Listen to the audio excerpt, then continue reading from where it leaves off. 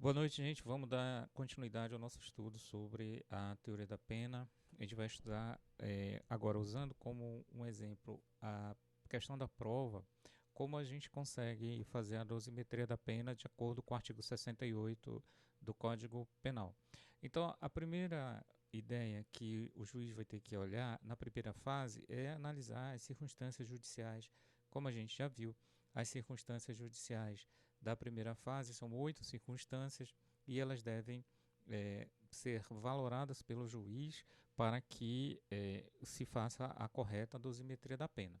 Então, a primeira circunstância é exatamente a culpabilidade. A culpabilidade é aquele juízo de reprovação da conduta e existem, na verdade, crimes que são mais reprováveis do que o outro, porque todo crime, obviamente, já é uma reprovação.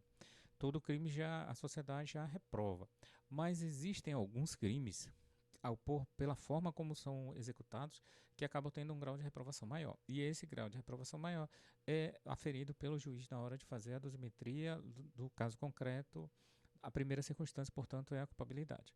A segunda circunstância que a gente tem é a circunstância dos antecedentes. Todos nós temos uma vida pregressa, a gente tem uma construção dos nossos antecedentes e isso importa na hora da análise da dosimetria da pena.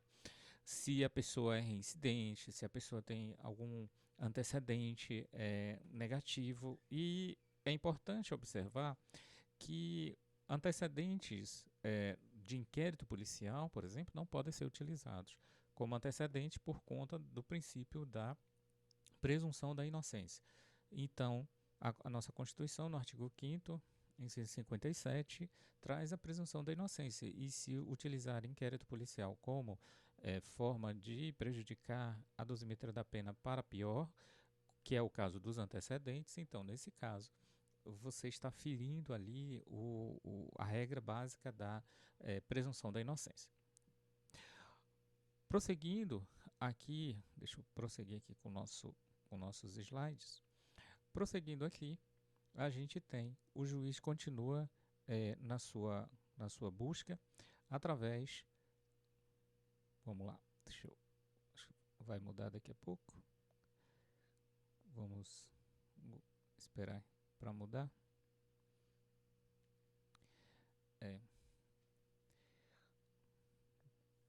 Vamos aguardar aqui. Não está mudando. Não está mudando, não está mudando.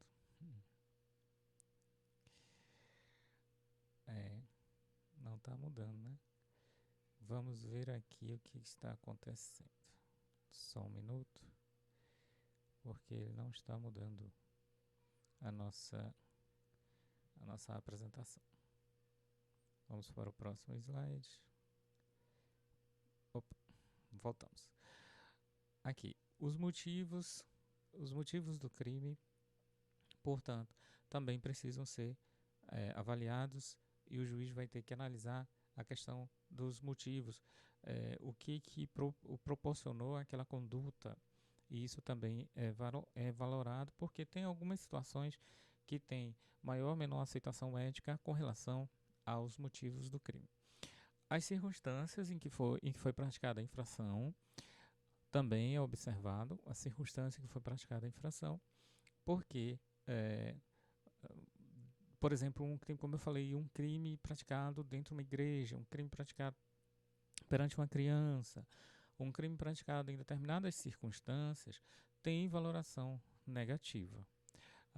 Portanto, o juiz vai ter que analisar. E as consequências também desse crime, caso, por exemplo, um crime seja praticado e de furto, por exemplo, e a vítima não recupere o seu bem, o seu objeto, de fato também é uma situação a ser considerada na hora da aferição da pena.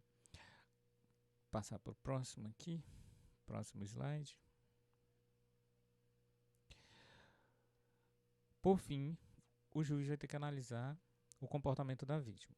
Só que nesse caso, essa circunstância sempre é neutra. Ela não vai ser prejudicial para o agente, tá bom? Então são basicamente 8 circunstâncias judiciais que são analisadas e, em regra, faz-se um acréscimo eh, da forma de cálculo pela fração ideal de cada uma delas. Existem várias formas de você fazer cálculo de pena. Existe uma teoria, deixa eu colocar aqui, uma teoria, vou passar aqui para o nosso quadro branco. Existe uma teoria que fala da teoria da pena média. Então, teoria da pena média. O que essa teoria diz? Todo crime tem a pena mínima e tem também, aqui, seguindo, a pena máxima. Beleza. Por essa teoria, defendida por alguns doutrinadores, como é que você começaria a fazer o cálculo da pena? Vocês passariam a pena média, vocês descobririam a média entre elas, começava aqui do meio, e a cada circunstância judicial que seja negativa, você avança um pouco no sentido da pena máxima. E para cada circunstância que for negativa, você retrocede um pouco para a pena mínima. Essa é a teoria da pena média. Ela não é aceita pelo nosso Código Penal. Pela nossa doutrina, pela nossa jurisprudência, se estabelece uma outra forma de cálculo, não a partir da pena média, mas sim a partir, deixa eu botar aqui, pena máxima, vou apagar aqui a pena média, mas e sim o cálculo parte da pena mínima, tá bom? Pena mínima. O cálculo parte da pena mínima. E aí faz o quê? A cada circunstância que se encontra de forma negativa, a pena vai aumentando a fração correspondente, tá? A pena vai aumentando na fração correspondente. De forma que vai havendo uma progressão proporcional. Primeiro se estabelece, como são 8 circunstâncias, uma fração de 1/8 da pena e vai preenchendo a cada circunstância negativa. Essa é a primeira fase, que é as circunstâncias judiciais. Na segunda fase, entram em cena outras circunstâncias, que são chamadas agravantes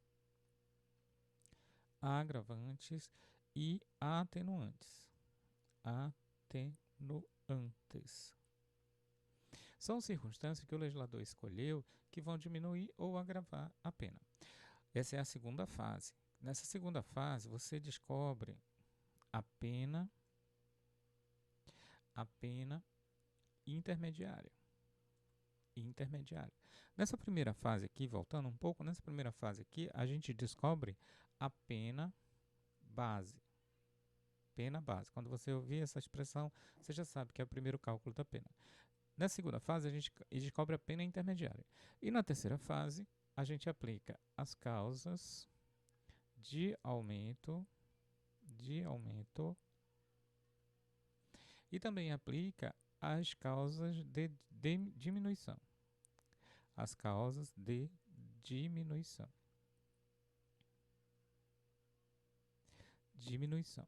Beleza? As causas de aumento e diminuição. Aí aqui você descobre a pena final. Ou seja, a pena que vai ser a pena definitiva e a pena que vai ser efetivamente aquela pena cumprida. Então, a dosimetria da pena se faz de 3 fases. A primeira fase se descobre a pena média, a segunda fase se descobre a pena intermediária e na terceira fase se descobre a pena final. Para começar a fazer uma dosimetria, vamos usar aquele caso do nosso teste, da nossa questão. Deixa eu ver aqui onde é que está nossa questão problema. Vou passar aqui para a nossa questão problema. Bom, a nossa questão problema diz o seguinte: Alessandro, 19 anos, de idade, réu reincidente, foi denunciado pelo Ministério Público como incurso nas penas do artigo 217-A do Código Penal, por crime praticado contra a Geisa, de 18 anos de idade. Na peça acusatória, a conduta delitiva atribuída ao acusado foi narrada nos seguintes termos. É importante a gente conhecer os termos em que a denúncia foi narrada, porque é importante, né? No dia 20 de agosto de 2019, Alessandro, réu reincidente, se dirigiu à residência de Geisa, ora vítima, para assistir pela televisão a um jogo de futebol. Naquela ocasião, aproveitando-se do fato de estar a sós com Geisa, o denunciado constrangeu a manter com ela conjunção carnal, fato que ocasionou a gravidez da vítima, atestada em um laudo de exame de corpo de delito.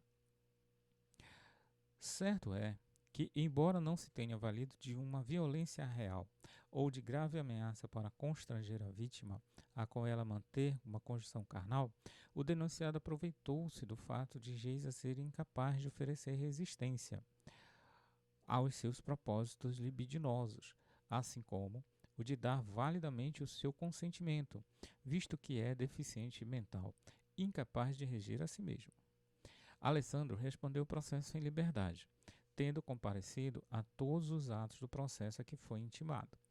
Nos autos, há somente a peça inicial acusatória, os depoimentos prestados e a folha de antecedentes penais do acusado, mostrando a condenação anterior por um crime. A fase de instrução transcorreu dentro da normalidade, e as provas dos autos confirmam a alegação da denúncia. Ao final do processo, o juiz recebeu os autos conclusos para proferir a sentença. Em face da situação hipotética apresentada e considerando que o acusado é culpado, elabore o cálculo da pena, pena base, pena intermediária e pena final. Isto é, a dosimetria da pena que você considera que seja necessária e suficiente para a reprovação e prevenção do crime, observadas as circunstâncias judiciais do artigo 59 do Código Penal. Beleza? Então, esse é o nosso caso. Primeiramente, ele foi denunciado pelo artigo 217-A. Então, é importante que a gente vá olhar aqui o que diz o artigo 217-A. Vamos passar aqui para ver o que diz o artigo 217-A. Só procurar ele aqui. Ctrl F, 217. Bom, o que diz o 217? Estupro de vulnerável. Ter conjunção carnal ou praticar um outro ato libidinoso com um menor de 14 anos. Pena: reclusão de 8 a 15 anos.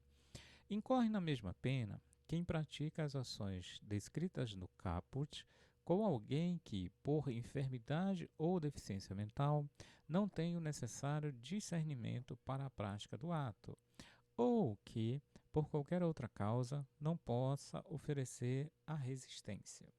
Então, nesse caso, temos aqui o artigo 217-A, que dá uma pena mínima de 8 e máxima de 15, e se aplica ao caso presente, o caso da vítima Geisa, porque ela era o quê? Deficiente mental, de acordo com o que está escrito no enunciado da questão, e se adequa ao que está escrito aqui no próprio Código Penal.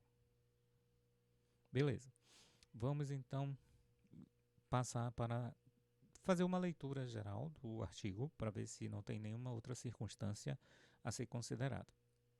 Parágrafo 3º diz que se da conduta resulta lesão de natureza grave, a pena é de 10 a 20 anos. Se da conduta resulta morte, a reclusão passa de 12 a 30 anos. São circunstâncias que a gente chama circunstâncias qualificadoras. Circunstâncias qualificadoras, elas fazem a mudança do mínimo e do máximo da pena. Veja que no caput permanece 8 a 15, na modalidade simples. E na modalidade aqui com essa circunstância da vítima ser deficiente mental, também continua de 8 a 15. Só que tem outras circunstâncias que elevam a pena para 10 a 20, que é quando resulta lesão corporal de natureza grave. Lesão corporal grave são aquelas circunstâncias que estão no artigo 129, parágrafo 2º, e é importante dar uma olhada depois se é um dos casos de lesão corporal. Não fala, não, o enunciado da questão não fala nada a respeito disso, então vamos considerar que não houve lesão corporal no momento da conduta. Se a conduta resulta morte, reclusão de 12 a 30 anos. Não é o caso também, né? Não, a Geisa sobreviveu, né? Bora ver o parágrafo 5º. As penas previstas no caput e nos parágrafos 1º, 3º e 4º aplicam-se independentemente do consentimento da vítima ou do fato dela ter mantido relações sexuais anteriormente ao crime. Então não importa se a Geisa era virgem ou não, se ela tinha outros relacionamentos ou não, isso é irrelevante para a análise da situação. Bom, aí terminou o artigo 217, né? Aí ainda tem o 218, fala sobre corrupção de menor, né? Corrupção para fins para fins sexuais. Tem o crime de satisfação da lasciva. Por que eu estou prosseguindo com esses crimes? Porque tem uma parte geral nesse título aqui, que é dos crimes contra a dignidade sexual, que interfere no nosso cálculo da pena. Olha só o que diz aqui o artigo, nessa parte que fala do capítulo 4, que fala das disposições gerais. Ainda dentro desse título, tá? Dos crimes. Que título, professor? A gente está falando do título, tá aqui, ó. Vou voltar aqui para a gente ver o título da. Cadê? Onde é que está o título? Dos crimes contra a dignidade sexual, tá? Esse é o título aqui, ó. Título 6º dos crimes contra a dignidade sexual. Então, lá no final, no artigo 224, 225, tem uma regrinha falando sobre as regras gerais aplicáveis a estes crimes.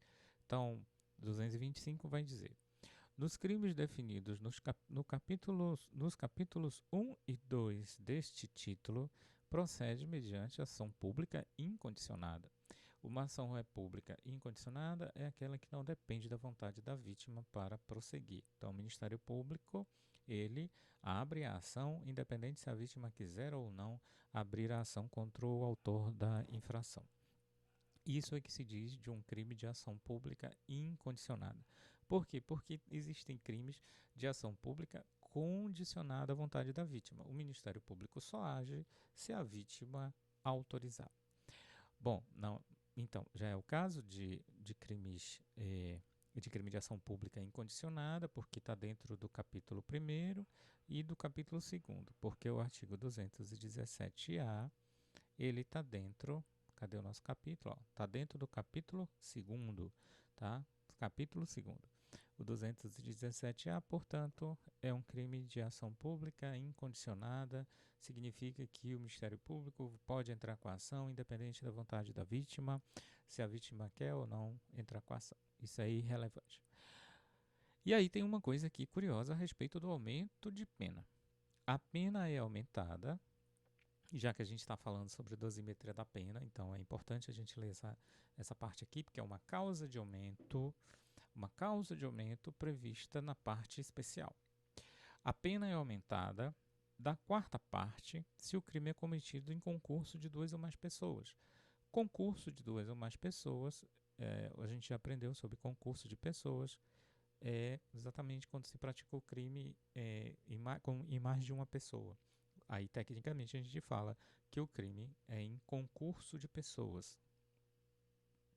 Para diferenciar do conceito de concurso de crimes, que é outra coisa, tá? Concurso de pessoas é quando se pratica o crime em mais de uma pessoa. É aumentada de metade se o agente é ascendente, no caso é pai, avô, ascendente, padrasto ou madrasta, tá? Tio, irmão, cônjuge, companheiro. Mas como assim, professor? O cônjuge pode estuprar o seu cônjuge? Sim, pode. Tanto é que é previsto aí como uma causa de aumento, né? Então, aumenta da metade se o agente é ascendente, padrasto, madrasta, tio, irmão, cônjuge, companheiro, tutor, curador, preceptor ou empregador da vítima, patrão, né, empregador da vítima, ou por qualquer outro título tem autoridade sobre ela. E aumenta-se de 1/3 a 2/3 se o crime é praticado. Letra A, mediante concurso de 2 ou mais agentes e para controlar o comportamento social e sexual da vítima, tá? Então vamos ver aqui se tem aqui alguma causa de aumento. O crime é cometido, mais de uma pessoa, metade. Não foi cometido por mais de uma pessoa, né? Foi cometido só por uma pessoa. É acrescido de metade se é pai, se é padrasto, madrasto, enfim, não era o caso. E aumenta-se de 1/3 a 2/3 se o praticado um estupro coletivo, né? Mediante 2 ou mais agentes para controlar o comportamento social da vítima. Também não é o caso. Então aqui tem causas de aumento de pena, mas também não se aplica lá no caso em que a gente está analisando. Então vamos voltar aqui para o artigo 217, botar aqui 218, 217, vamos ver aqui 217A. Pronto, então a gente tem aqui a nossa pena mínima. A nossa pena mínima é de 8 anos e máxima de 15 anos. E a pena é de reclusão. Então vamos voltar aqui para a nossa análise do nosso caso, né? Vamos ver como é que faz o cálculo da pena. Vamos ver como é que faz o cálculo da pena seguindo o artigo 68 do Código Penal. O artigo 68 é o artigo que explica como é feito esse cálculo da pena. Então, vamos seguir aqui. A próxima, a gente vai ver a segunda fase. A gente vai ver a questão dos agravantes e dos atenuantes. Então, bora trabalhar só com a primeira fase, por enquanto, tá? Depois a gente vai ver os agravantes e os atenuantes. Beleza?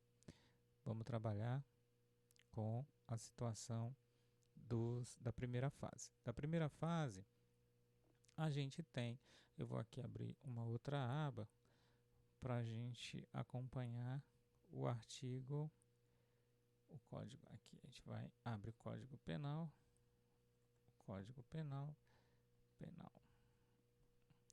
e aplica aqui o artigo, abre o Código Penal e aplica aqui o artigo 59, tá? São as circunstâncias judiciais do crime. Vamos esperar chegar aqui, pronto. Circunstâncias judiciais do crime. Então, o que o juiz vai ter que analisar? Atendendo a culpabilidades, antecedentes, conduta social, personalidade dos motivos e circunstâncias e consequências, bem como o comportamento da vítima, estabelecerá, conforme seja necessário e suficiente, a reprovação e prevenção para o crime. Bom, a pena base, então, vai seguir esse critério, artigo 59. Vamos aqui seguir a nossa análise do nosso caso concreto. Então, veja, pena mínima 8 anos, máxima de 15 anos. Fazendo nosso cálculo aqui da nossa pena mínima e pena máxima. Vou abrir aqui uma nova. A gente vai estar agora na primeira fase, descobrindo a pena do artigo 217A do Código Penal. A gente sabe que tem uma pena mínima de 8 e máxima de 15 anos. E aí a gente tem umas circunstâncias do artigo 59 do Código Penal, em que são as chamadas circunstâncias judiciais. É aqui que o juiz tem que olhar. Bom, primeiro é a reprovação da conduta. Reprovação da conduta é culpabilidade. Reprovação da conduta é uma situação, como o nome já diz, a reprovação da conduta é uma situação em que o crime é reprovável. Todos os crimes, como eu já falei, é reprovável, mas tem uns que são mais reprováveis que o outro. Agora tem que observar um pequeno detalhe. Se a reprovação já é inerente ao tipo penal, se esse tipo penal e esses tipos penais de violação da dignidade sexual já são reprováveis por si só, tem que tomar muito cuidado para que não aconteça um negócio chamado bis in idem, você punir o agente duas vezes pela mesma circunstância. Então, o legislador já escolheu aquele crime, já escolheu colocar uma pena alta nesse crime, crime contra a dignidade sexual, porque ele em si já é reprovável. Ele já é reprovável em si mesmo. Por isso, tem que tomar muito cuidado se analisar a questão da culpabilidade novamente e reprovar novamente essa conduta. Normalmente, a culpabilidade é normal à espécie, a não ser quando a coisa foge da normalidade. É uma situação excepcional. E as circunstâncias que são excepcionais nesse caso é que, primeiro, ele prevaleceu do crime por conta da coabitação. Segundo, ele trabalhou houve a gravidez, né, do estupro resultou a gravidez, são circunstâncias reprováveis. Só que tome cuidado, porque essas circunstâncias já são previstas lá nos agravantes e atenuantes. Então, para não correr o risco de valorar aqui, nessa primeira fase, e depois valorar lá de novo, você está cometendo bis in idem, ou seja, está usando a mesma situação, a mesma circunstância para valorar duas vezes. Então, tem que sempre tomar cuidado com relação a isso. Então, a culpabilidade, nós podemos dizer que é normal à espécie. Por que eu digo isso? Porque o legislador já valorou negativamente o estupro de vulnerável, comparado com a pena normal de um estupro lá do artigo 217. Então, o legislador já fez uma valoração negativa.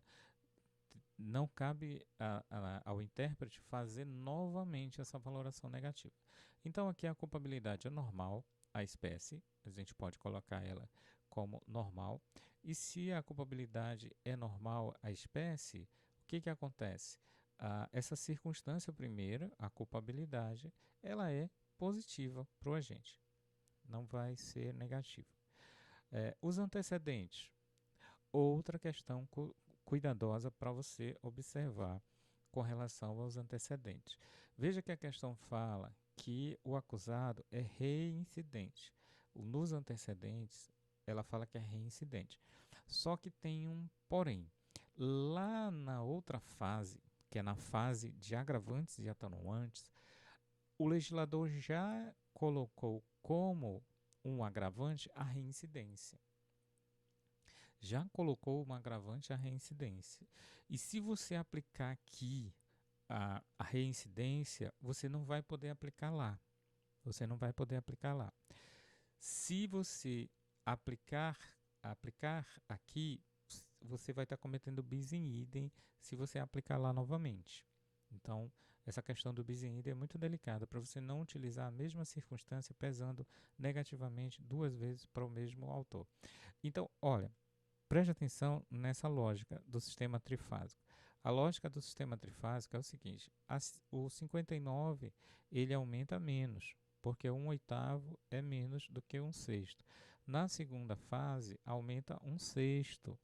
Então, aqui aumenta 1/8 na primeira fase. São circunstâncias que aumentam pouco.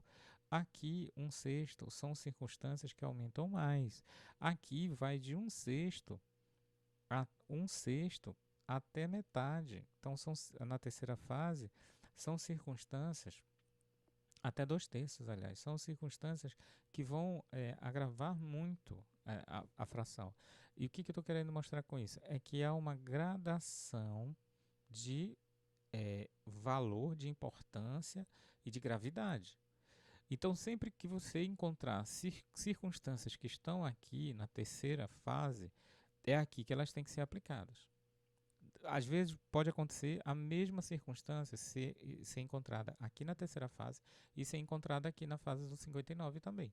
E aí, para que você não cometa um equívoco na hora da dosimetria, o legislador, se ele colocou uma gravidade maior para essas que estão mais afastadas, mais distantes do 59, se ele colocou uma gravidade maior, significa que ele quer que seja aplicada a ela.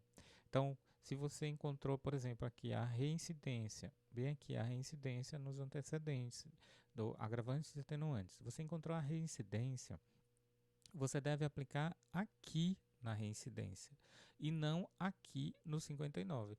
Por quê? Porque o legislador, ao escolher a reincidência, já valorou como uma situação agravante. Só que a reincidência também é antecedentes. Ela está bem aqui, ó, antecedentes. Está bem aqui. Esse antecedente aqui, ó, é antecedente. E aí, como é que você faz? Você aplica onde? Você aplica no 59 e aumenta de 1/8, ou você aplica na fase que é a própria dela, que é a fase onde ela é prevista como agravante. Nesse caso, você tem que aplicar a própria dela, que é a fase que é mostrada como agravante.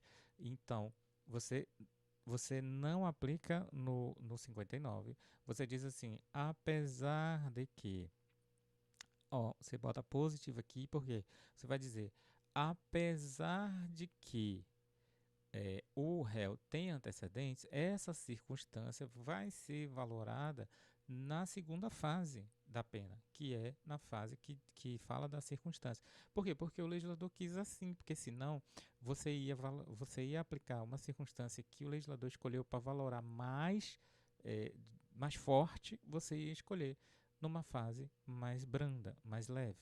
Então, não é essa a ideia que o legislador quer dar, tá bom? Então, observe isso. Então, nesse caso, o acusado tinha reincidência, beleza? Só que você não pode usar aqui, porque tem a fase própria para você usar a reincidência, tá bom? Que a gente já vai ver. Então, culpabilidade, antecedentes, voltando aqui ao nosso Código Penal, né, para a gente ver as circunstâncias uma por uma. Culpabilidade, a gente já disse que é normal a espécie, porque o legislador já escolheu reprovar de forma alta, de forma grave, aquele tipo de crime. Então, não cabe uma circunstância a mais do que aquela. Então, a culpabilidade é considerada normal, positiva. Os antecedentes, lembrando que ele era reincidente, mas a gente não pode aplicar no lugar errado uma circunstância que a gente encontrou. A conduta social, não tem nada no processo que diga alguma coisa negativa sobre a conduta social. Então, nesse caso, a conduta social a gente bota positivo. Eu vou colocar aqui a conduta social. Conduta social também positivo. Não tem nada no processo que diga alguma coisa ao contrário. Então, pelo menos na questão não tinha nada, né? Conduta social, personalidade do agente. Bom, a gente também não tem dentro do processo alguma coisa que venha, uma perícia, alguma coisa que venha dizer que ele tenha personalidade voltada para o crime ou alguma coisa que seja. Então a gente pega essa personalidade do agente. É também positivo. Você vê que a pena ainda não saiu do mínimo. Ela está aqui estancada no 8 anos. Tá? Ela ainda não avançou. Por quê? Porque você ainda não encontrou circunstâncias valoradas negativamente. Você não encontrou ainda, tá bom? Então, a personalidade é positiva. Vamos ver aqui o próximo. A personalidade do agente, também você diz que é positiva. Os motivos. Bom, o motivo de um crime sexual basicamente é satisfazer a lasciva. Isso já é inerente ao próprio tipo penal. Quando o legislador escolheu colocar essas condutas como crime, ele já quis o quê? Ele já quis valorar negativamente aquelas condutas que são condutas que vão atender a libido sexual, a vontade sexual, a satisfação sexual. Então, também essa circunstância é também considerada uma circunstância o quê? positiva, porque é uma circunstância que o legislador já previu. Então, as circunstâncias do crime. Ah, você poderia botar os motivos, né? Vamos, para não confundir, vamos colocar aqui os motivos, tá? Motivos do crime. Os motivos a gente vai trabalhar também de forma positiva. Os motivos do crime. Veja que a pena não sai do mínimo legal. Ainda não saiu. Circunstâncias e consequências. Circunstâncias e consequências. Veja, as circunstâncias do crime, porque é o próximo item aqui, circunstâncias e consequências do crime. Você veja que as circunstâncias e consequências do crime são peculiares, tanto uma quanto a outra. As circunstâncias porque ele praticou o fato prevalecendo da hospitalidade. E também teve uma consequência. Qual foi a consequência? Houve ali a gravidez da vítima. A vítima, em decorrência da violência sexual, ela engravidou. Só que esses dois fatos, olha só que curioso, esses dois fatos, eles já estão previstos na fase de agravantes. Olha só que curioso, esses dois fatos estão previstos na fase de agravante. Então a gente não vai, como a gente olhando aqui a nossa pirâmide, olhando aqui a nossa pirâmide de gravidade, né, da pena, você não vai aplicar no lugar errado. Você vai aplicar ela onde o legislador imaginou que ela fosse aplicada, que é exatamente na fase de agravantes e atenuantes. Então, você diga, dentro da resposta da questão, que, apesar das circunstâncias terem sido aplicadas de forma valorada negativa, porque ele utilizou de hospitalidade para cometer esse fato, né, prevalecendo da hospitalidade dos pais da vítima para entrar lá e assistir televisão, etc., essa circunstância foi escolhida pelo legislador para ser avaliada na segunda fase.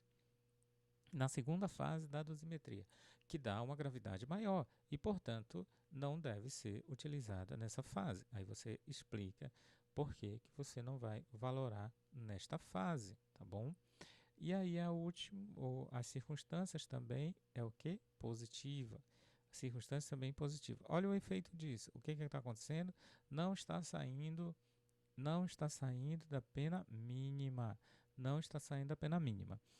Próxima situação que tem aqui no artigo 59, você vai fazer o quê? Comportamento da vítima. Bom, esse comportamento da vítima nunca vai ser negativo para o agente, vai ser sempre positivo. Então, o que acontece? Dentro desse cenário aqui, nós terminamos a análise da primeira fase, que é a fase da pena base. Veja que, apesar da gente ter visto várias circunstâncias que mereciam ser agravadas, elas não foram, porque elas vão ser utilizadas, elas vão ser valoradas na segunda fase. E aí o que acontece? O que acontece é que nós passamos pela primeira fase com a pena mínima fixada em 8 anos, com a pena base, melhor dizendo, fixada em 8 anos. Então a gente prossegue aqui a nossa análise e agora a gente descobriu a pena base. A pena base, 8 anos. Por quê? Porque a gente fez toda a análise do 59, não encontrou circunstâncias que valoram negativamente. E agora a gente passa para analisar a pena intermediária.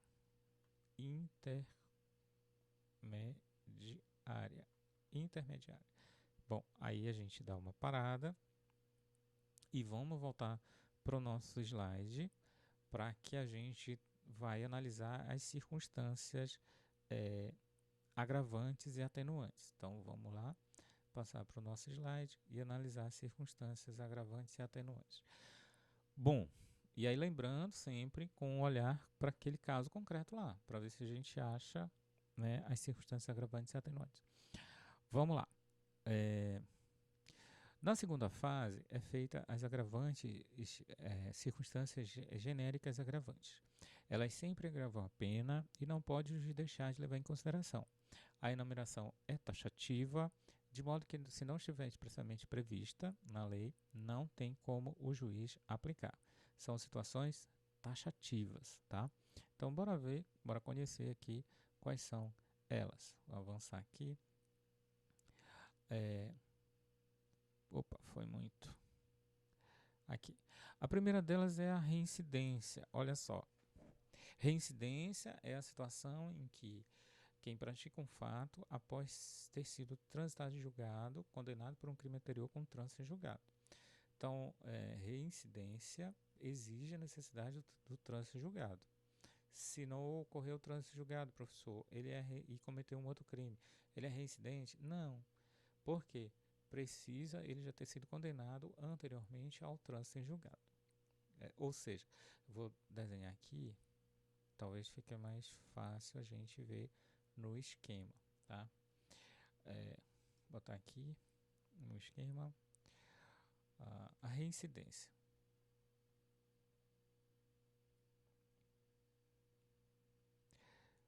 A reincidência, ela exige o seguinte, ela exige o trânsito em julgado, aqui ó, aqui ocorreu, deixa eu botar aqui, mas voltar mais para cá, aqui ocorreu o fato, aqui ocorreu o crime aconteceu aqui, nesse período aqui ele respondeu ao processo, e aqui recorreu, e enfim, aqui chegou no trânsito em julgado, aqui chegou no trânsito em julgado, certo? Chegou no trânsito em julgado e antes de transitar em julgado, ele cometeu um outro fato bem aqui, um fato X, bem aqui. Ó, ele foi condenado por este fato, bem aqui, esse primeiro, e no curso do processo ele praticou outro, e acabou sendo condenado por este outro, num outro processo. Ele é reincidente? Não. Por que diz não? Porque o primeiro caso ainda estava sub júdice. O primeiro caso ainda estava sendo analisado. Aí ocorreu o trânsito julgado.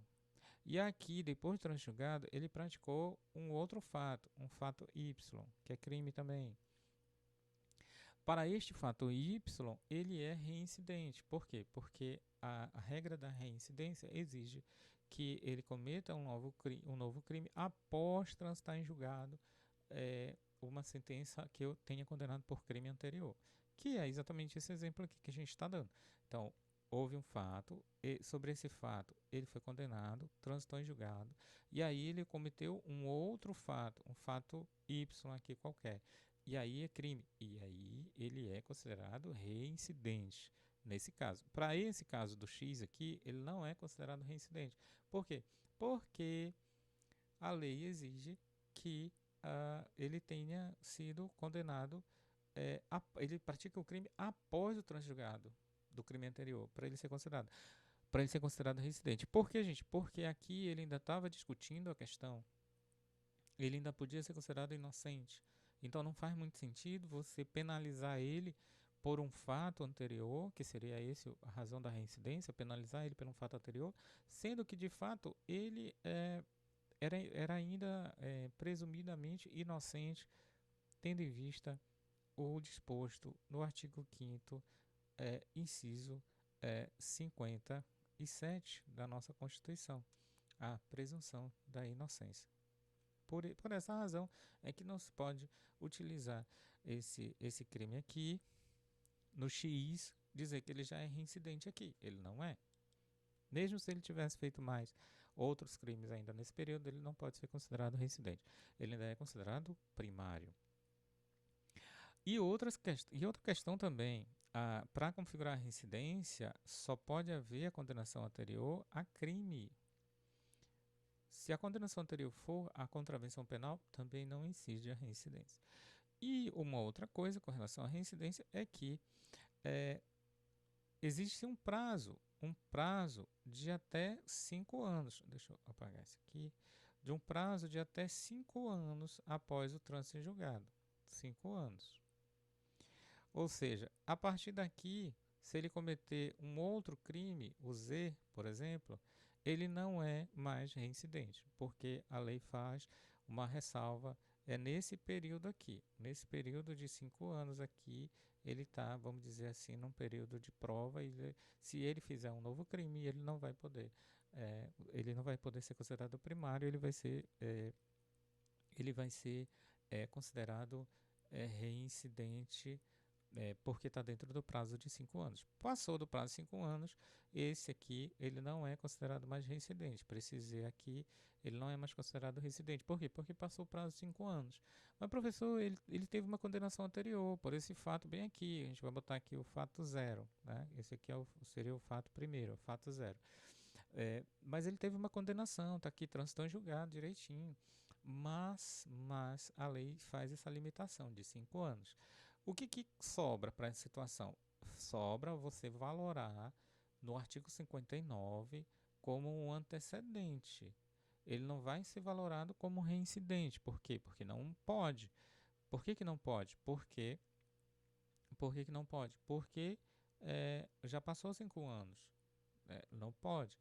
Esse fato aqui anterior você não pode usar como reincidência, mas você pode utilizar como o quê? Como antecedentes, negativamente. Então você valora negativamente como um antecedente, entendeu? É, é uma situação em que você vai poder valorar como antecedente, justamente porque desconsiderar totalmente vai ficar estranho, né? Porque ele já foi condenado, a justiça já concedeu a ele uma pena, já discutiu em todas as instâncias do Poder Judiciário, até chegou em trânsito julgado. Então, seria muito estranho desconsiderar toda essa situação. Que de repente, que efetivamente compuseram os antecedentes dele. Mas não pode ser usado como residência. Então, vamos usar como antecedente. Está acontecendo bis in idem? Está usando a mesma situação para condenar ele 2 vezes? Não. A gente está usando coisas diferentes. Né? Não houve a reincidência porque passou mais de 5 anos, então não é reincidente, mas tem um antecedente. Eu não aplico a agravante de reincidência, mas eu uso a circunstância judicial do 59 como antecedentes. Viram a diferença de trabalhar com antecedentes e trabalhar com circunstância do 59? São situações diferentes, tá bom? Voltando aqui ao nosso slide, então a reincidência, portanto, é uma situação negativa. No caso da nossa questão, a nossa questão problema, ela mostrava, nossa questão problema mostrava, o Alessandro tem 19 anos e era reincidente. Então veja que essa questão ela é valorada pela legislação. A nossa legislação, o nosso Código Penal, valida negativamente o réu reincidente. Então, achei uma circunstância agravante. Deixa eu pegar aqui o nosso Código Penal para mostrar aqui onde é que está a nossa reincidência. Professor, achei aqui um agravante nessa situação. São circunstâncias agravantes, são circunstâncias que sempre agravam. A reincidência, tá bom? A reincidência. E aí ele explica aqui na reincidência, no artigo 63, ele explica que a reincidência. Verifica-se a reincidência quando a gente comete novo crime, depois de transitar em julgado a sentença. Então, precisa haver o transjulgado da sentença. Você já sabe o que é o transjulgado, né? É quando não cabe mais recurso.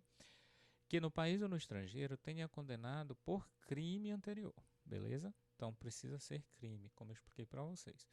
E o artigo 64 diz o seguinte: para efeito de reincidência, não prevalece a condenação anterior se entre a data do cumprimento ou a extinção da pena e a infração posterior tiver ocorrido período superior a 5 anos. Tá?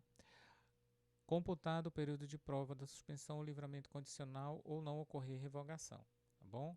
Então, se passou 5 anos e aí faço uma retificação que não é do trânsito julgado, é a partir da extinção da pena, tá bom? Só voltando ali aquele nosso esquema que eu falei que era a partir do trânsito julgado. Não é, né? É a partir da extinção da pena. Eu me equivoquei aqui. Deixa eu voltar aqui para o nosso quadro. Não é a partir do trânsito julgado.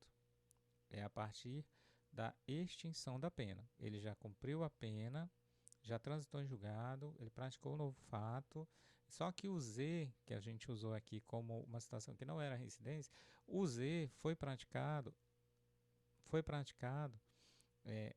depois de 5 anos. Vamos imaginar que bem aqui ele cumpriu a pena toda, toda a pena. Vamos imaginar que a pena aqui foi extinta, cumpriu toda a pena direitinho, tá? E vamos imaginar que passou 5 anos aqui, tá? Vamos imaginar que passou 5 anos aqui. E não é esses 5 anos aqui, não. É esse aqui, tá? Da extinção da pena. A pena foi cumprida e passou-se mais de 5 anos e ele cometeu esse Z aqui, esse crime Z. E aí, nesse caso, se passou mais de 5 anos, ele não conta como reincidência. Por quê? Porque é isso que a lei determina. Eu tinha falado que era do trânsito julgado, eu me confundi, né?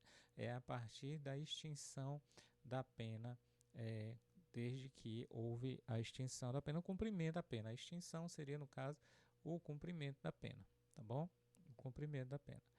Então, não haverá reincidência no caso de cumprimento da pena, tá? E não se consideram os crimes militares e os crimes políticos. Crime militar é aquele crime que está previsto no Código Penal Militar, aplicado aos militares. E crimes políticos têm a ver com a dissidência política. São crimes um tanto quanto especiais, específicos, né? Também não considera reincidência, tá? São essas duas situações que não vai ser considerado reincidência.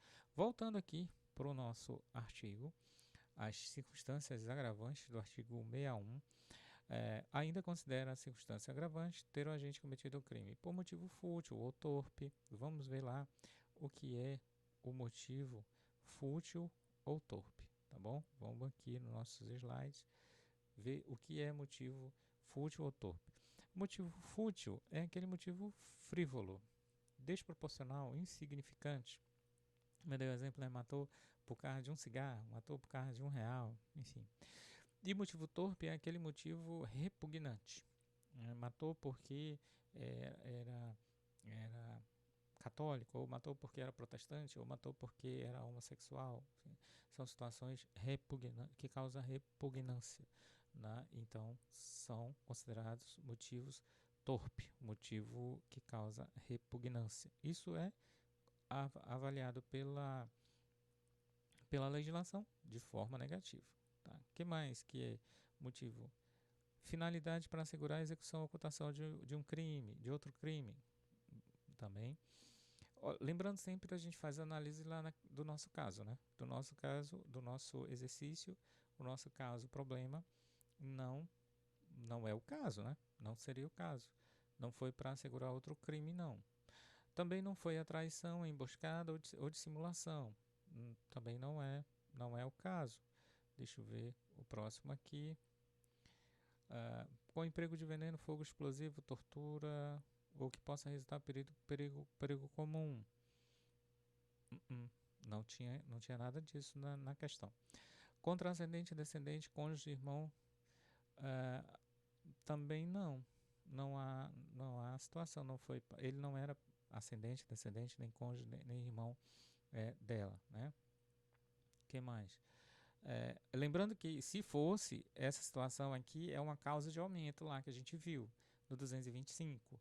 Então, se fosse essa a hipótese, o legislador quis que a gente aplicasse aquela causa lá. Tanto é que ele previu lá como causa de aumento, e não essa daqui, tá? Só para fazer essa lembrança para você. Com abuso de autoridade ou prevalecendo de relações domésticas. Prevalecendo de relações domésticas. Olha só, essa situação a gente já encontrou. Então a gente já encontrou, vamos lá para o nosso quadrinho, a gente vai aqui para o nosso quadro da nossa pena intermediária. A gente encontrou já duas, tá? Duas, que a primeira é a reincidência. Porque a própria questão já fala pra gente, né? A reincidência, ele era reincidente. Segundo, Relações domésticas. Relações domésticas. Prevalecendo-se relações domésticas. Então, duas circunstâncias agravantes, tá? Veja que encontramos um concurso de duas circunstâncias agravantes. Vamos continuar lendo aqui o slide para ver se a gente acha mais algum. Com abuso de poder ou violação do dever inerente ao cargo, ofício, ministério e profissão. Não, não tinha ali abuso de poder, ele não tinha ingerência sobre ela, né? Contra criança maior de 60, enfermo, mulher grávida. Não é também, não é, não é.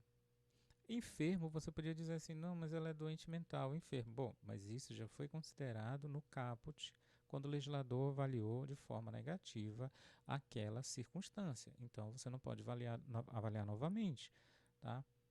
Sim, verdade, ela é enferma, tem doença mental, mas o legislador já levou isso em consideração quando colocou lá aquele parágrafo primeiro no artigo 217, tá bom? Em caso de incêndio, naufrágio, inundação, não foi o caso, né? Não foi o caso. Em estado de embriaguez, pré-ordenada, também. Quem promove e organiza o crime, também não é, né? Não é. Em estado de embriaguez, quem promove, organiza, coopera. Quem dirige, quem coage, quem instiga, também não é. Ele não praticou. Quem executa através de paga, promessa e recompensa, não é. Bom, a gente achou ali duas circunstâncias agravantes, né? Vamos ver agora as circunstâncias atenuantes. Que circunstâncias atenuantes a gente vai encontrar? Veja que nunca podem reduzir a pena além do mínimo legal. Veja que nós temos uma curiosidade nessa pena intermediária. Vou botar aqui o nosso quadro. Na pena intermediária, tá? Na pena intermediária, a gente tem, ó, deixa eu colocar aqui, pena intermediária. Pena intermediária. A gente tem lá a gente achou que a nossa pena base é 8 anos, tá lá, 8 anos. Não saiu do mínimo legal, né? A nossa pena intermediária, agora a gente vai ver os agravantes e os atenuantes. Cuidado que os agravantes e os atenuantes não podem fazer com que a pena passe do mínimo legal, pena mínima, nem ultrapasse a pena máxima. Não pode, tá? Essas áreas aqui, elas estão proibidas para os agravantes e atenuantes. Coisa que não acontece com a causa de aumento ou diminuição, tá bom? Coisa que não acontece com a causa de aumento ou diminuição. Mas os agravantes e os atenuantes não podem passar, nem fazer com que a pena fique menos do mínimo e nem fazer com que a pena fique além do máximo. Tudo ok aí? Tranquilo? Tá dando para entender? Então, a gente encontrou circunstâncias agravantes lá e vamos ver agora as circunstâncias atenuantes aqui. Bom, vamos aqui para o nosso transição aqui, para o nosso slide. Ser o agente menor de 21 anos na data do fato. Bom, se a gente olhar a nossa questão problema, mostra aí que realmente ele tinha 19 anos, né? 19 anos, portanto, obviamente, é menos do que 21. Então, por que o legislador escolheu essa situação? Porque o legislador entendeu o seguinte: é possível que haja ali uma imaturidade do agente. Por quê? Porque tudo bem, a gente sabe que a maioridade penal ocorre com 18 anos, mas Entre 18 e 21 anos, ainda há ali uma relativa inexperiência do agente. E a lei considera isso como um fator considerável, né? Um fator importante da menoridade. E gera uma inconsequência, gera uma certa, vamos dizer assim, situação em que o agente ele pode ser é, apenado. Não é que a lei passa a mão na cabeça do agente, né? Mas é porque é, é importante, é importante é, que isso seja levado em consideração. Que isso seja levado em consideração. Por quê? Porque o agente ainda está em formação. Né? O agente ainda está em formação. Não vamos dizer, não é. Ele ainda não atingiu os 21 anos e ele ainda está ali ainda em formação, que é possível ele cometer erros e a lei já entende isso por causa da pouca idade, da pouca experiência, e a lei entende que é uma situação assim que pode ser é, é, relevada de forma de um atenuante. Então, essa atenuação de ser até menor de 21 anos, ela é uma atenuante muito importante. Veja só, ela é uma atenuante muito importante. Vamos ver aqui o nosso slide. Ser o agente menor de 21 anos. Então, ele era. Então, vamos lá para o nosso quadro branco, anotar aqui que nós achamos uma situação. Achei uma, professor. Achei uma situação aqui que é a menoridade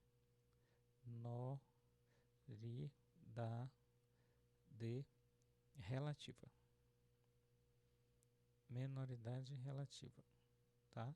O que é? Ele era menor de 21 anos no dia do fato. E isso a gente consegue identificar porque a questão diz isso pra gente. Vamos ver outra questão, outra circunstância, vamos ver se a gente acha outra circunstância que também é atenuante. Vamos lá, passar aqui para os slides para a gente ver se encontra uma outra circunstância atenuante. Bom, essa do 21 anos já tem, ser maior de 70 não é o caso, desconhecer a lei também não é o caso, não consta lá que ele não sabia que isso não era crime. Motivo de relevante valor social ou moral? Não, também não. Pelo contrário, né? Foi para atender uma lascívia dele, uma motivação dele. Ele procurou espontaneamente, logo após o crime, evitar as consequências? Não consta nada nesse sentido, né? Se arrependeu, né? Sei lá, por exemplo, foi lá na farmácia, comprou a pílula do dia seguinte para tentar minorar as consequências? Não consta isso no processo. Reparou o dano? Impossível, né? Essa é uma situação que é impossível a reparação de dano. Praticou o crime sob coação moral? Também não. Não consta nada no enunciado que diga que ele praticou o crime de forma forçada ou de forma, enfim, não consta nada nesse sentido. O que mais? Ele confessou espontaneamente perante a autoridade? Olha só, bora ver essa questão. Será que ele confessou? Eu não lembro do enunciado. Vamos ver aqui a questão problema para saber se ele confessou. Alessandro, 19 anos, residente, foi denunciado pelo 217A por crime praticado contra Geisa, 18 anos, na peça acusatória, conduta relativa atribuída ao acusado, foi narrado o seguinte termo. Tal. Alessandro respondeu o processo em liberdade. Cadê? Alessandro correspondeu o processo em liberdade. Tendo comparecido a todos os atos, no ato somente há acusatórios, depoimentos prestados, folha de antecedentes, mostrando a condenação por um crime anterior. Na fase de instrução transcorreu a normalidade e ao final o juiz recebeu os autos para concurso. Bom, não consta que ele tenha confessado. Bom, Se ele tivesse confessado, o que aconteceria? É uma redução, uma atenuante, né? A pena iria ser diminuída. Mas como não consta isso no enunciado, então você não pode inventar, né? Não consta isso no enunciado, paciência. E aí não é possível inventar. Então não houve confissão. Bom, próximo, vamos ver aqui a próxima hipótese de atenuação de pena. Praticar o crime sob influência de multidão? Não, de forma alguma. Bom, aí a gente chega aqui na terceira fase. Então vamos deixar quieto aqui. Então a gente chegou numa seguinte situação em que nós encontramos uma circunstância atenuante. Vamos colocar aqui. A gente encontrou. Vamos fazer aqui um quadrinho com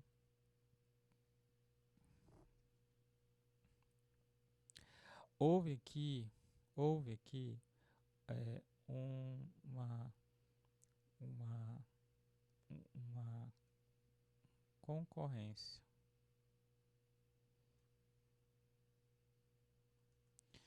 Concorrência de coisa. Vamos fazer um quadrinho aqui e vamos botar aqui.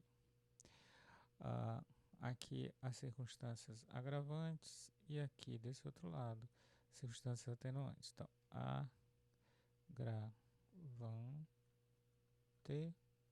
e aqui atenuante. A gente encontrou duas aqui. A reincidência e também a hospitalidade.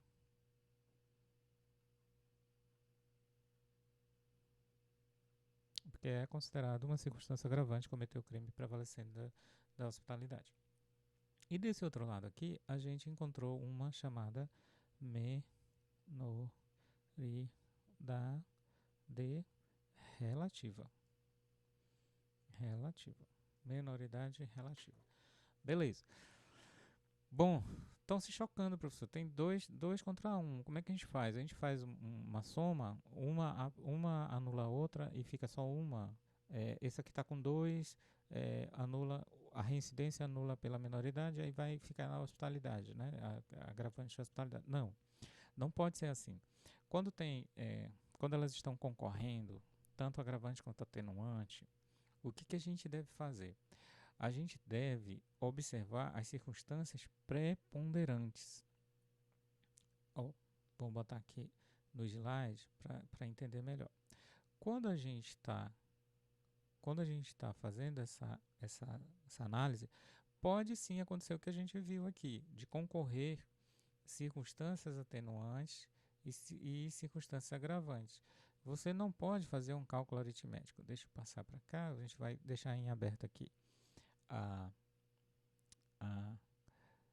as causas de aumento e diminuição para a gente olhar essa situação bem aqui. Exatamente a situação que aconteceu no caso da nossa prova. Conflitos entre agravantes e atenuantes. Elas estão concorrendo. Como é que fica nesse caso? É possível que na segunda fase da fixação da pena ocorra para o julgador o seguinte problema. Diante de 3 agravantes e 2 atenuantes, como é que fica? É possível subtrair, diminuir? Tal? Eu já falei que não, né? Não pode fazer isso. Por que não pode? Porque a lei não permite que seja feito assim. O que a lei determina? A lei determina o seguinte, você tem que olhar as circunstâncias preponderantes. Isso é muito importante.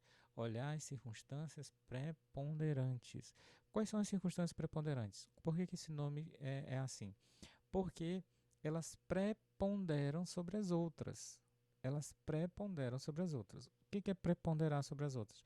Elas derrubam as outras. Elas são mais importantes do que as outras. E quais são, professor, essas circunstâncias preponderantes? Bom, o que a nossa lei fala sobre isso? São circunstâncias preponderantes, de acordo com o artigo 67 do Código Penal, as circunstâncias que dizem respeito à personalidade do agente os motivos do crime e a reincidência. Tá? Então, as circunstâncias preponderantes são personalidade, motivos e reincidência. Deixa eu colocar aqui o nosso quadro branco para a gente ver melhor. Então, circunstâncias que vão preponderar. É personalidade, motivos e reincidência. Eu tive um professor de dosimetria que ele explicava que fazia a dosimetria e chegava nessa fase de agravantes e atenuantes, ele fazia um macete para lembrar como é que a gente lembrava das circunstâncias preponderantes. Ele diz assim, é só para lembrar da política, né? Na política nós temos partidos ruins. Então, nós temos partidos políticos ruins e nós temos o partido muito ruim. Então, ele fazia essa lembrança do partido político. Então, você lembrava que, nesse momento, você lembrava do partido muito ruim. É uma estratégia que ele utilizava para lembrar. Aí o P significa personalidade, o M significa motivo e o R significa reincidência. Partido muito ruim. Aí você não esquece mais quais são as circunstâncias que preponderam. Gente, por quê? As circunstâncias que preponderam, você não pode fazer uma equação aritmética. Você não pode simplesmente diminuir duas por uma e anular uma com a outra, não. Algumas dessas circunstâncias vão preponderar. Bom, aqui ficou fácil de analisar, porque a hospitalidade não prepondera. Não tem nada a ver, não é a personalidade do agente, não é motivos e nem a reincidência. Aí teve um problema, mas a gente ainda não conseguiu descobrir qual é a preponderante, porque tanto reincidência quanto menoridade são preponderantes. Tanto reincidência como menoridade. Por quê? Esse P aqui é personalidade. A pessoa ser menor de idade é a personalidade, tem a ver com a personalidade. Personalidade é ainda informação e tal. E aqui a reincidência é o R, é a reincidência. Então você tem duas circunstâncias que elas estão em conflito, elas estão em confronto. Como é que você resolve agora? Porque uma delas tem que preponderar, né? Uma delas tem que preponderar. O que a jurisprudência tem dito a respeito disso, gente? A jurisprudência tem aplicado o seguinte: sempre que você encontrar a personalidade como uma circunstância atenuante, alguma coisa a ver com a personalidade do agente, ela prepondera sobre todas as outras. A menoridade, portanto, prepondera sobre todas as outras. O que isso significa no nosso caso concreto? Significa qual das duas que vai ganhar. A que tem a ver com a personalidade. É por isso que o P vem primeiro aqui, tá? No partido muito ruim. Começa com P, para você lembrar que sempre vai prevalecer a personalidade.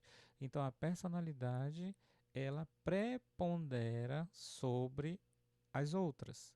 O que vai acontecer então? Na verdade, eu vou aplicar apenas uma atenuante. Aí, professor, como é que é isso? A pessoa é reincidente, aplicou a pena se prevaleceu da hospitalidade. E isso não vai ser considerado. Bom, houve um conflito de circunstâncias atenuantes e agravantes. E o artigo 67 diz que quando tem conflito, você resolve da seguinte forma: prevalece a circunstância preponderante. Tá, professor, qual é a circunstância preponderante? Bom, as circunstâncias preponderantes são aquelas que têm a ver com a personalidade, com os motivos e com a reincidência. É a chamada, a dica lá do partido muito ruim. Então você lembra do partido muito ruim e você não esquece mais o que é as circunstâncias que preponderam. Então, nesse caso, preponderou a reincidência com a menoridade. Eles ainda estão em choque. E nesse caso, como é que resolve? Bom, vamos ver o nosso slide. E o nosso slide já traz aqui a informação de que quando ocorre essa circunstância, a jurisprudência vem entendendo que a circunstância mais importante de todas é relativa à menoridade, porque a menoridade tem a ver com a personalidade. Então, mais do que eh, qualquer outra situação, a personalidade ela acaba, por conta da menoridade, ela acaba sendo mais importante, porque a pessoa ainda está em personalidade em formação, ela ainda está ainda construindo a sua identidade, tem uma série de questões, recém saiu da adolescência, enfim, por isso a menoridade relativa ela deve ser aplicada. E essa teoria também do conflito, ela também pode usar lá no 59. Lá no 59, em vez de você fazer aquela análise um por um, você vê quando estão havendo concurso, você escolhe uma preponderante. Isso também é uma forma de fazer o cálculo da dosimetria. Ao invés de fazer um por um, escolhe a que prepondera e aplica por sobre as demais. Bom, então voltando aqui ao nosso ao nosso caso, né? Nosso caso específico da prova. Então, ele era menor de idade, ele era reincidente e prevaleceu das hospitalidades. Dessas todas aí, vai prevalecer a menoridade, porque tem a ver com a personalidade dele ainda em formação. E a menoridade, ela bastante importante e causa e prepondera sobre os demais. Aí, veja só. Como é que fica, professor, nesse caso, né? Nós estamos caminhando aí, descobrindo agora a pena intermediária. A pena intermediária é aquela pena em que você aplica os agravantes e atenuantes. E agora você conseguiu uma atenuante só. Dessa história toda, só sobrou uma atenuante. Então, você lembra lá da nossa... Opa, vou deixar aqui preto. Você lembra lá da nossa pena base? Quando ainda é pena base? A pena base é 8 anos, tá bom? Porque a gente não deslocou ela do mínimo legal, ela ficou 8. Legal. E agora, a pena intermediária, eu faço o quê? Eu olho aquela linha, né, da pena 8 anos e 15 anos, e aí eu já fixei ela em 8 anos. Eu faço o quê? Pena base. Eu acresço de 1/6 quando eu encontro uma agravante, e eu diminuo de 1/6 quando eu encontro uma atenuante. É assim que a gente tem trabalhado. Por que 1/6, professor? Bom, a lei não diz exatamente qual é a fração que você vai aplicar por cada agravante e por cada atenuante. E aí a jurisprudência, a doutrina tem entendido que é aplicável 1/6 da pena. Então, o que eu faço? Eu encontrei uma atenuante, professor. Então, na verdade, eu encontrei duas agravantes e uma atenuante, mas quem preponderou foi a atenuante, no final das contas, da minoridade. Ela prepondera sobre as demais. Então, eu encontrei, na prática, uma atenuante. E agora, o que eu faço? Bom, eu tenho que aplicar em cima da pena base que eu encontrei, a pena base de 8 anos, eu tenho que aplicar ela. Só que se eu aplicar, olha o que vai acontecer. Se eu aplicar 1/6, aí a gente vai aqui para a nossa calculadora, só para a gente ver o que faz, né? Essa calculadora eu encontrei no site do Tribunal de Justiça do Paraná. Você também pode pesquisar calculadora de pena, Tribunal de Justiça do Paraná, e aí você vai encontrar essa calculadora. Então, a pena aqui é de 8 anos, está aqui a nossa pena, de 8 anos, e eu quero diminuir ela de 1/6. Aqui é o numerador e aqui é o denominador. Eu vou aqui calcular, então eu vou diminuir para 6 anos e 8 meses. Foi isso que eu consegui diminuir, 6 anos e 8 meses. Está aqui o cálculo dela mostrando, né? 6 anos e 8 meses, já diminuída. Então eu vou para cá, para o nosso quadro branco,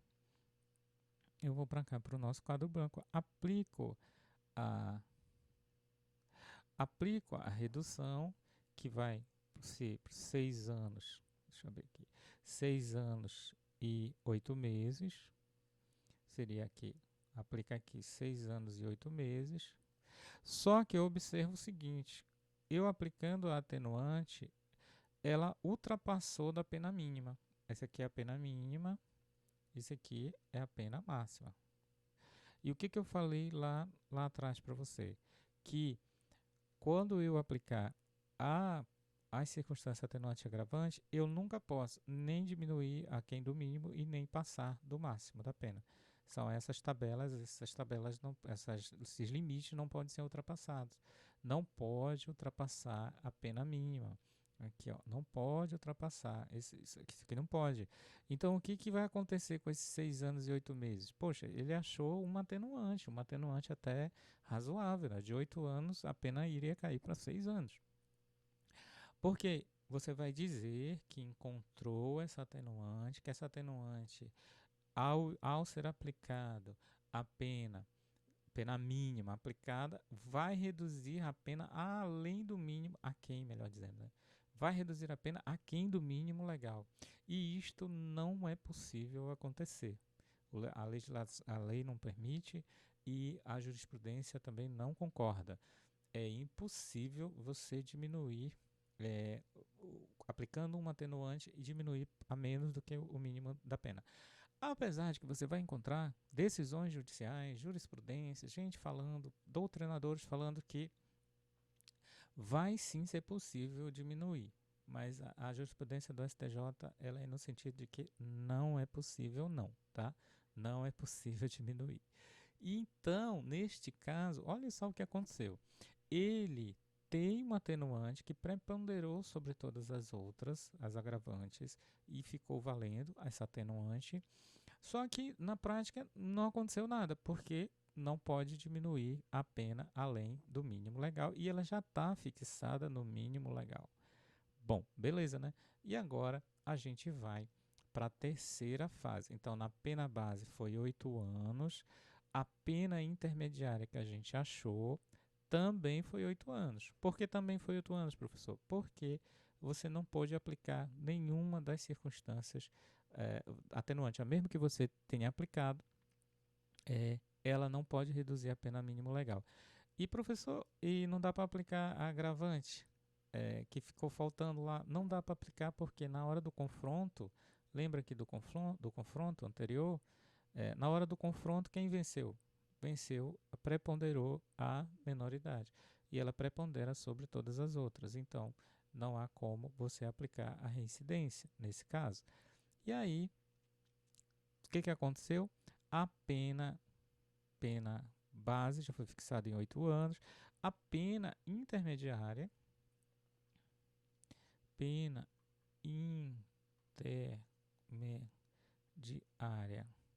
também ficou em 8 anos. Apesar de você ter feito todo aquele cálculo, toda aquela explicação, na prática ela continuou ainda na pena mínima de 8 anos. Tá? E aqui, em cima dessa pena intermediária, você aplica agora as causas de aumento e causas de diminuição. E agora, cuidado, nas causas de aumento, na causa de aumento e na causa de diminuição tem algumas regrinhas. Isso aqui é aumento. Tem algumas regrinhas, vamos dar uma olhada aqui no slide para ver as regrinhas das causas de aumento e diminuição, tá bom? Vamos lá, causas de aumento e diminuição. São circunstâncias, voltar aqui para a gente ver, são circunstâncias, as causas de aumento, a terceira fase. São causas de aumento tem duas qualificações sobre causas de aumento. Né? As causas de aumento ou diminuição genéricas são aquelas que estão na parte geral do código. Então, na parte geral do código, você vai olhar lá, tem o arrependimento, tem a desistência, tem, por exemplo, o caso de procurado espontaneamente, tentado resolver a questão após, né, do crime. Tem várias causas que diminuem, tentativa, várias causas que diminuem lá na parte geral. E na parte especial, e tem casos também que aumentam, como, por exemplo, concurso de crimes, não concurso de agente, concurso de crimes, como caso de crime formal, crime material, continuidade delitiva, tudo isso gera aumento de pena. São causas que estão lá na parte geral que geram aumento. Agora veja, pode ter também as que a gente chama causas de aumento ou diminuição específicas, que são aquelas que estão na parte especial. Então, veja, tem dois tipos de causas de aumento. Aquelas que estão lá na parte geral e aquelas que estão também na parte especial. E aí, como é que você vê as que estão na parte especial? Bom, na parte especial tem umas causas de aumento que são consideradas qualificadoras. A função de uma qualificadora é justamente tirar a pena do mínimo legal e do máximo legal e colocar em outro patamar, como no caso do homicídio qualificado, do furto qualificado. Homicídio qualificado é o artigo 121, parágrafo 2º. Furto qualificado, artigo 121, parágrafo 4º, que tiram a pena do mínimo e estabelecem, na verdade, uma outra pena. Isso são qualificadoras. E tem também a função delas de serem as causas de aumento ou diminuição específicas, que você vai encontrar na parte especial causas que aumentam e causas que diminuem. Nesse nosso caso específico, a gente deu uma volta lá no nosso Código Penal. Cadê o nosso Código Penal? A gente deu uma volta lá no nosso Código Penal, não achou naqueles arredores lá uma causa de aumento.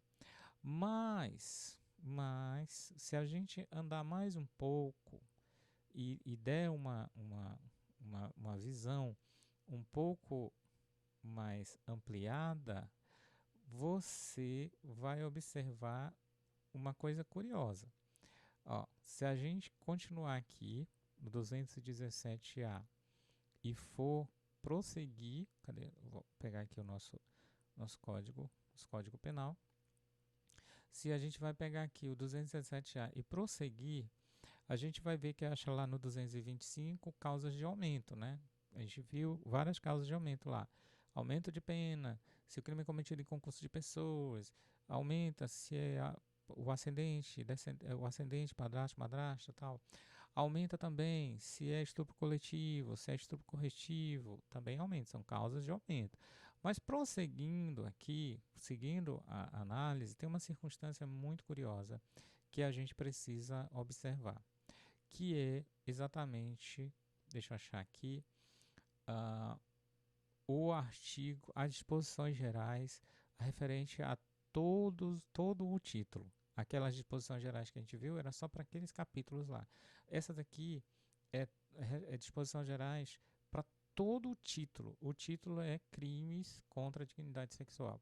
Nos crimes contra a dignidade sexual é aumentado, olha só, 234A. Nos crimes previstos neste título, ou seja, no todo o título que é do crime contra a dignidade sexual, a pena é aumentada, de novo causa de aumento, porque a gente viu lá no 225 causa de aumento, nenhuma é aplicável ao caso. Mas aqui tem novas causas de aumento, tá? Novas causas de aumento. E quando acontece isso, quando você encontra causas de aumento lá, vamos imaginar que lá fosse o padrasto dela, e era causa de aumento. E aqui também, de novo, ela ficou grávida, porque é uma causa de aumento. Aplica a causa de aumento. Se aplicar duas, vai ficar desproporcional a pena. Por isso que o juiz deve aplicar apenas uma quando ele encontra na parte especial duas. Quando ele encontra na geral, ele tem que aplicar sempre, tá? Na causa geral, das causas lá, ele sempre tem que aplicar. Então vamos ver aqui, olha, o 234A, ele traz uma regrinha muito interessante e aplicável no caso. Aumenta-se a pena de metade se o crime resulta gravidez, de metade até 2/3, se o crime resulta gravidez. Beleza? Então, esse caso aqui é uma causa de aumento de pena. A gente não encontrou nenhuma causa de diminuição. Não encontrou, não era tentativa, não houve arrependimento posterior, não houve nenhuma causa de diminuição de pena. Então, causa de diminuição é 0. A gente não encontrou nenhuma. Causas de diminuição, nenhuma, 0. Causas de diminuição, 0. Causas de aumento. Bom, a gente encontrou uma causa de aumento, que é exatamente a situação da gravidez. E quanto é esse aumento, professor? Bom, a lei determina que vai aumentar de metade até 2/3. Então, vai aumentar aqui de metade até 2/3. Olha, curioso que quando é causa de aumento ou diminuição, a lei fala a fração, tá bom?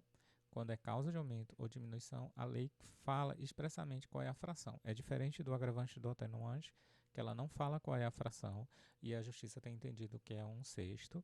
E também lá na causa do 59, nos casos da primeira fase, ela também não diz a fração, e a justiça tem entendido que é 1/8. Bom, causas de aumento, a gente encontrou uma e gera uma fração que vai de metade até 2/3 de pena. Metade até 2/3 de pena. Como é que o juiz vai fazer essa situação aí, dessa gradação? Bom, ele tem que olhar o caso concreto e fazer essa gradação. Em que circunstâncias, por exemplo, aquela gravidez vai seguir? É uma gravidez de alto risco, trouxe situações extremamente dolorosas para a vítima passou a ser necessitada de um acompanhamento médico, ela passou por muitos desconfortos durante a gravidez, ou seja, tem gravidez que corre tudo bem, que é tudo normal, que não tem nenhuma intercorrência, e tem gravidez que tem uma série de problemas para a própria vítima. Então, tem uma doença chamada eclâmpsia, que a pessoa começa a ter uma pressão alta e ela tem que praticamente parar de fazer todas as atividades que ela fazia, ficar em repouso absoluto, sob pena de ela, inclusive morrer, corre risco de vida. Então, o juiz vai valorar nessa forma. No nosso caso, no nosso problema, não consta nenhuma situação anormal na gravidez. A análise, né, da acusação, da denúncia, não fez essa demonstração. E aí o que acontece? Se não tem nada exagerando, assim, exacerbando, o que a gente faz? A gente vai escolher aumentar em metade ou 2/3? Bom, a gente vai escolher aumentar em pena mínima, porque não tem nada que justifique que ela vá para o 2/3. Então, encontrei uma causa de aumento, eu faço o quê? A minha pena intermediária, ela está em 8 anos, e eu vou aplicar uma causa de aumento de metade. Então, 8 anos, essa aqui é fácil, né? 8 anos mais metade de 8 anos. Se fosse uma fração um pouquinho mais diferente, porque você tivesse dificuldade, você ia no site da calculadora e você colocaria no site da calculadora, que tem aí pela internet, tem várias calculadoras, né? Eu vou limpar aqui, vou colocar 8 anos de pena e eu vou somar, né? Aqui não é diminuir, é somar. Eu vou somar metade, 1/2. E eu vou calcular aqui o que aconteceu. A pena foi para onde agora? A pena foi para 12 anos de reclusão. Tá vendo aí? 12 anos de reclusão que ele calculou para a gente. Então, o que eu faço? Eu volto aqui no meu quadrinho e faço o quê? 8 anos, 8 anos de pena intermediária que eu achei, mais metade de causa de aumento, a pena definitiva que eu achei, 12 anos de reclusão. Essa é a pena definitiva que eu encontrei para este caso, 12 anos de reclusão. 12 anos de reclusão é, portanto, a dosimetria feita na pena desse caso concreto. Eu pego a pena definitiva,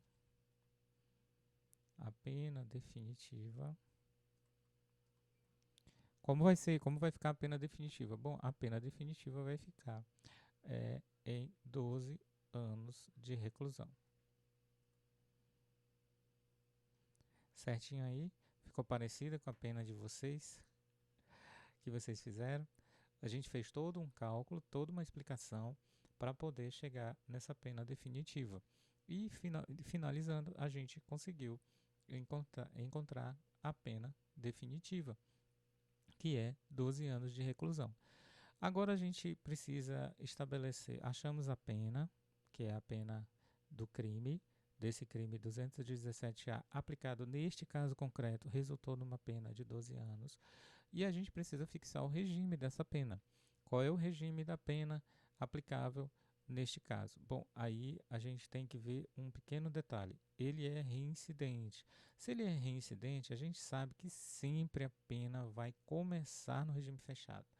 Por quê? Porque o artigo 33 fala isso.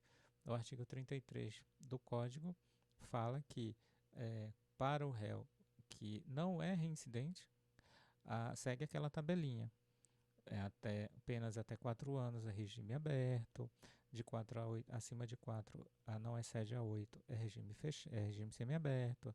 Se excede a 8, é regime fechado inicial, tá bom, gente? Regime inicial. Eu vi muita gente colocando na prova que era regime integralmente fechado. É impossível regime integralmente fechado no ordenamento jurídico brasileiro. A proporcionalidade da pena, a progressão da pena, elas não permite que a pessoa fique em regime integralmente fechado. Então, só se permite o quê? Inicialmente fechado. O regime, então, seria regime inicialmente fechado. Então, a gente é reclusão, mas é reclusão em quê? Em regime aberto, semiaberto ou fechado? Inicial, regime inicial fechado. Regime inicial fechado. Por que é fechado? Porque o artigo 33, vamos achar aqui ele no Código Penal. Bom, pegar aqui no Código Penal, a gente vai lá do artigo 33, procura aqui, art.33, pronto. As penas privativo de liberdade, elas são reclusão e detenção, e a pena de reclusão deve ser cumprida em regime fechado, semiaberto ou aberto, a de detenção em semiaberto ou aberto. Beleza. E aí vai estipular no parágrafo 3º, no parágrafo 2º, na verdade, né? Uma tabelinha. As penas privativas de liberdade deverão ser executadas de forma progressiva. Por isso, lembre-se, não há como fazer pena integral fechado, progressivo. Vai ter, começa no fechado, depois vai para o semiaberto, depois vai para o aberto. Então, deverão ser executadas de forma progressiva, segundo o mérito do condenado, observados os seguintes critérios e ressalvadas as hipóteses. O condenado a pena superior a 8 deve começar, olha, de novo a lei fala, regime inicial, deve começar a cumprir em regime fechado. O condenado não reincidente, cuja pena seja superior a 4 e não excede 8, poderá, desde o princípio, cumpri-la em regime semiaberto. E, por fim, o condenado não reincidente, cuja pena seja igual ou inferior a 4 anos, pode, desde o início, cumprir em regime fechado. Então, em regime aberto, perdão. Então, veja, sempre a lei fala que de outros regimes é só para não reincidente. Semiaberto para não reincidente, aberto para não reincidente. Significa dizer o quê?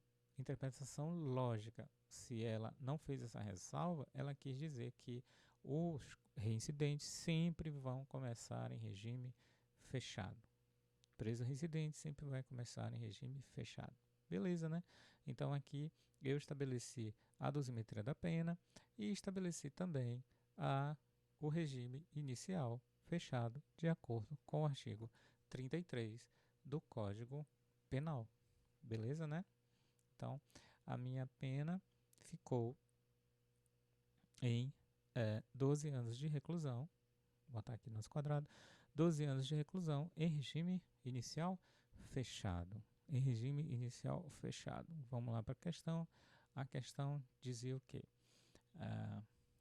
Então, em face dessa situação hipotética, o que eu faço em face dessa situação hipotética?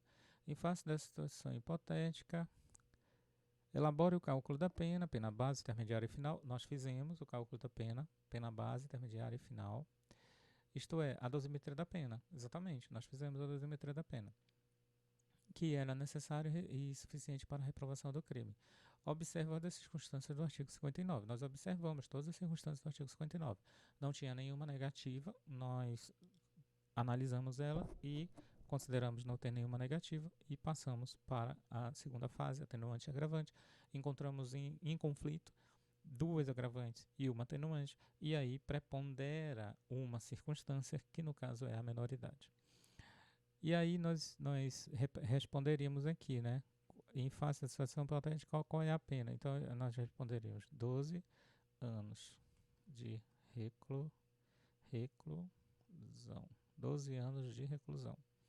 Tá? Em face da questão problema, em face da questão problema apresentada e considerando que o acusado foi condenado com um trânsito julgado, a fixação da pena, de acordo com o 33, qual regime que deve ser aplicado?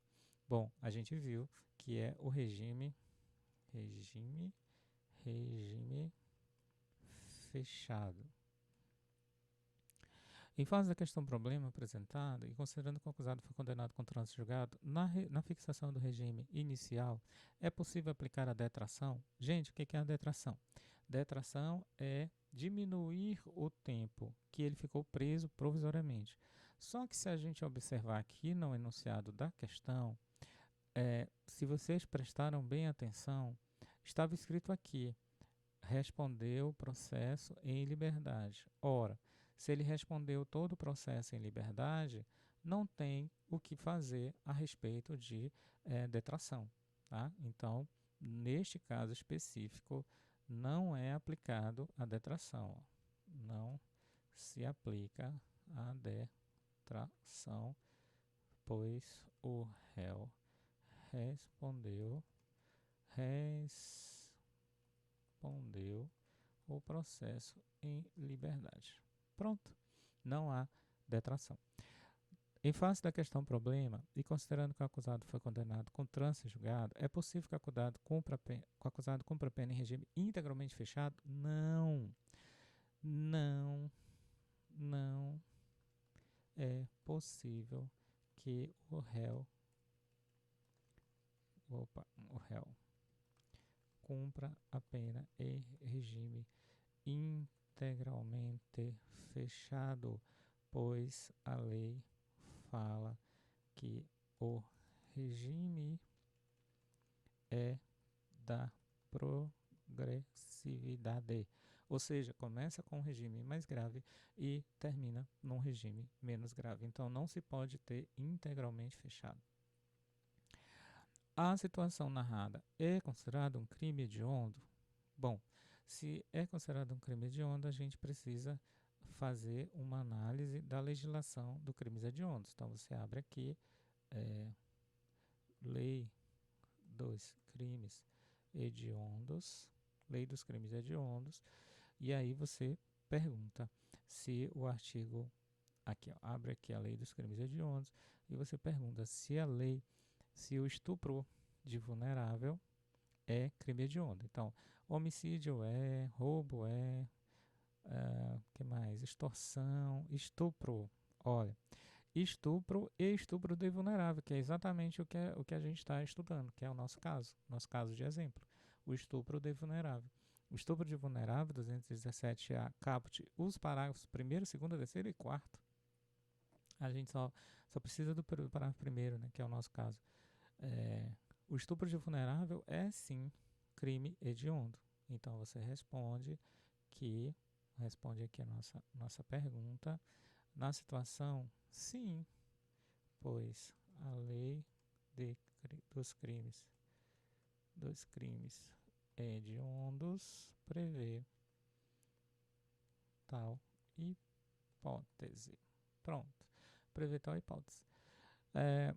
11. Em face da questão do problema apresentado e considerando que o acusado foi condenado transjugado, é possível afirmar que o acusado poderá cumprir regime per saltum, progredir em regime per saltum? Não, gente. Não. Não há a possibilidade de progressão de forma per saltum.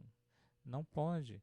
Ele tem que sempre passar de um regime para o outro, de um regime mais rigoroso para um mais favorável. Ele não pode pular do fechado diretamente para o aberto. Isso seria per saltum, tá? Fazer progressão em per saltum. Isso não é possível. Em face da questão problema apresentado e considerando que o acusado foi condenado com trânsito julgado, considera que o acusado iniciou o cumprimento da pena em janeiro de 2020.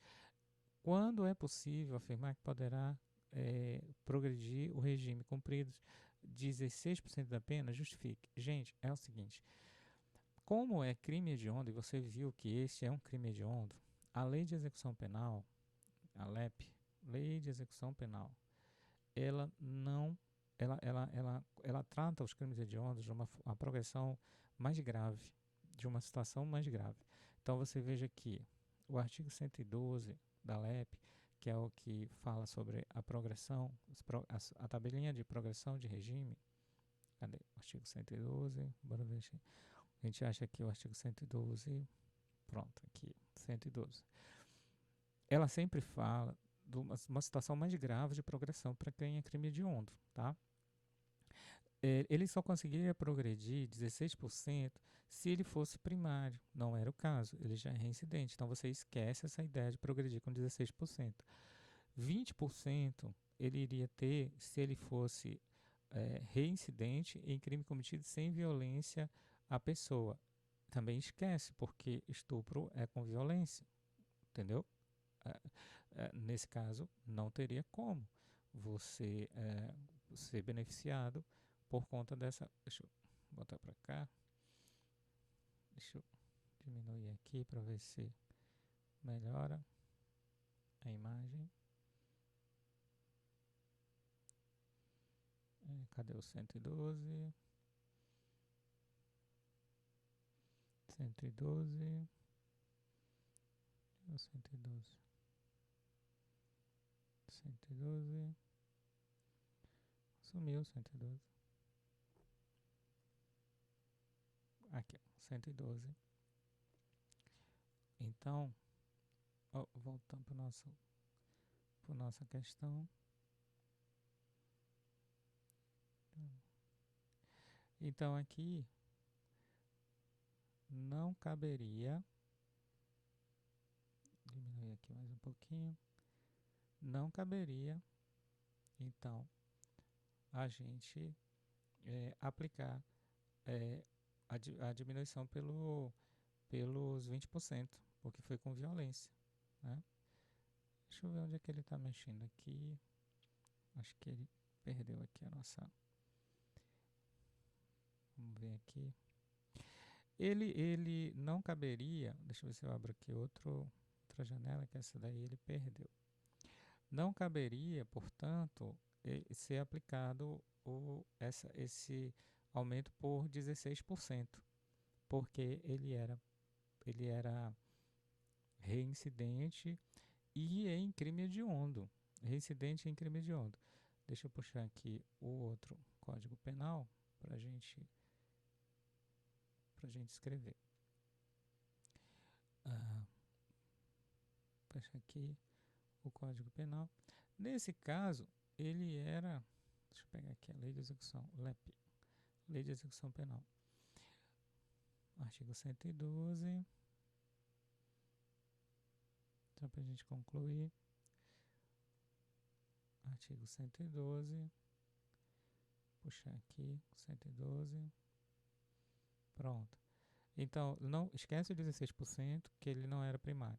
Esquece o 20% porque foi cometido com violência. Bora ver se o 25%, se é o caso. Aumenta-se em 25% da pena. Aliás, necessita de 25% da pena se o apenado for primário e tiver o crime cometido com... Não, não é primário. 30% da pena, se for reincidente em crime cometido com violência ou grave ameaça.